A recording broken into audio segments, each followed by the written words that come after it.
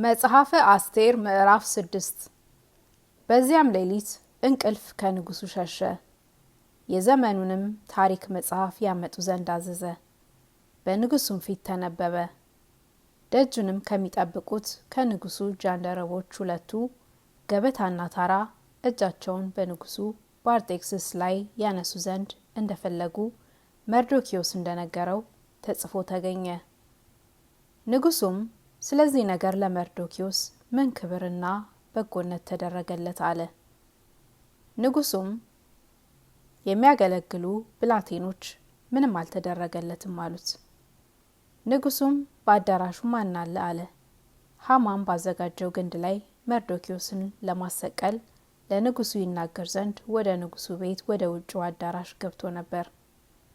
የንጉሱም ብላቴኖች እነሆ ሐማ በአዳራሹ ቆሟል አሉት። ንጉሱም ይግባ አለ። ሐማም ገባ። ንጉሱ ሊያከብረው ለሚወደው ሰው ምን ይደረግለታል አለው። ሐማም በልቡ ንጉሱ ከኔ ይልቅ ማንን ያከብር ዘንድ ይወዳል አለ። ሐማም ንጉሱን እንዲህ አለው፣ ንጉሱ ያከበረው ዘንድ ለሚወደው ሰው እንዲህ ይደረግ። ንጉሱ የለበሰው የክብር ልብስ፣ ንጉሱም የተቀመጠበት ፈረስ ይምጣለት። ንጉሱም ዘውድ በራሱ ላይ ያድርግ። ልብሱንም ፈረሱንም ከንጉሱ አዛውንት በዋነኛው እጅ ያስረክቡት። ንጉሱም ያከብረው ዘንድ የሚወደውን ሰው ያልብሱት፣ በፈረሱም ላይ ያስቀምጡት፣ በከተማይቱም አደባባይ ያሳልፉት። በፊቱም ንጉሱ ያከበረው ዘንድ ለሚወደው ሰው እንዲህ ይደረገለታል ተብሎ አዋጅ ነገር። ንጉሱም ሐማን ፍጠን፣ እንደተናገርኸው ልብሱንና ፈረሱን ውሰድ፣ በንጉሱም በር ለሚቀመጠው አይሁዳዊው ለመርዶክዮስ እንዲሁ አድርግለት፣ ከተናገርኸውም ሁሉ ምንም አይቀር አለው። ሐማም ልብሱንና ፈረሱን ወሰደ፣ መርዶክዮስንም አለበሰው፣ በፈረሱም ላይ አስቀመጠው፣ በከተማይቱም አደባባይ በፊቱ አሳለፈው።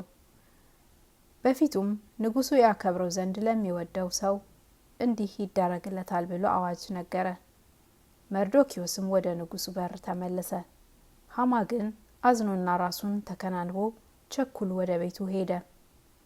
ሐማም ለሚስቱ ለዞሶራና ለወዳጆቹ ሁሉ ያገኘውን ሁሉ አጫወታቸው።